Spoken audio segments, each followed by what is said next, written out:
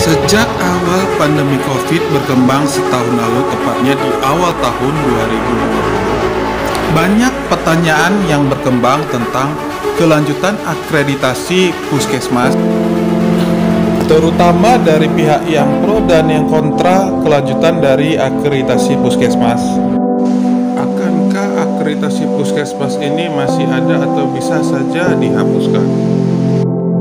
Untuk menjawab pertanyaan tersebut, mari kita simak penjelasan berikut. Ternyata diketahui bahwa tidak ada satu pihak pun yang dapat menyatakan dengan tegas apakah akreditasi puskesmas dilanjutkan atau diberhentikan. Karena memang pihak-pihak yang berdiskusi tersebut tidak pada tataran membuat kebijakan atau mengambil keputusan.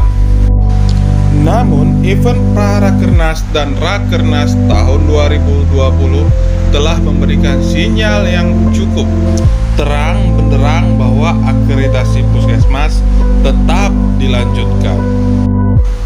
Hanya tentu saja ada beberapa perubahan mendasar yang dimaksudkan untuk penyempurnaan. Salah satunya adalah agar sejalan dengan instruksi Menteri Kesehatan bahwa puskesmas harus lebih menjalankan aspek preventif dan promotif. Maka standar akreditasi puskesmas harus lebih disederhanakan dan lebih ditekankan pada aspek promotif dan preventif. Sebenarnya Direktorat Mutu dan Akreditasi Fasilitas Pelayanan Kesehatan Kementerian Kesehatan sudah menginisiasi sebelumnya melalui draft siap versi 2018 dan versi 2019. Penyederhanaan standar akreditasi puskesmas juga berakibat pada pelaksanaan survei akreditasi yang bisa dilakukan dalam 2 hari dan oleh 2 orang surveyor saja.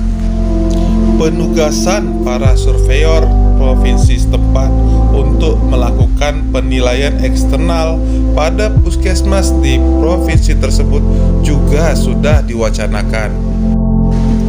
Kedua hal ini akan berdampak pada efisiensi anggaran yang harus dikeluarkan, asal juga disertai dengan peniadaan pengeluaran anggaran untuk hal-hal yang tidak diperlukan atau dilarang. Misalnya untuk seremonial penyambutan surveyor secara yang berlebihan. Namun ada hal yang lebih mendasar dalam mekanisme akreditasi puskesmas yang baru ini, yaitu Dinas Kesehatan Kabupaten Kota harus menjalankan sistem peningkatan mutu internal puskesmas atau SPMIP. Melalui sistem ini akan dilakukan pembinaan dan verifikasi dalam memenuhi, mempertahankan dan meningkatkan upaya mutu di puskesmas sesuai standar. Menurut saya, sesungguhnya sebagian peran ini sudah dilaksanakan oleh pendamping akreditasi puskesmas kabupaten kota. Namun harus diakui bahwa seringkali masih ada anggapan bahwa upaya peningkatan mutu puskesmas hanya menjadi tugas pendamping akreditasi puskesmas yang sudah dilatih atau hanya menjadi tugas bidang pelayanan kesehatan, bukan menjadi peran dan tugas Dinas Kesehatan Kabupaten Kota secara utuh sebagai institusi. Kiranya dengan perubahan ini, di mana asumsi saya tim PMIP adalah lintas bidang program, menjadikan upaya peningkatan mutu layanan puskesmas lebih memberikan daya ungkit. Tapi untuk mewujudkan hal ini, ada hal besar yang harus dilakukan terlebih dahulu. Dinas Kesehatan Kabupaten Kota harus diperkuat, sehingga paham mutu, sadar mutu, dan menjalankan dimensi mutu.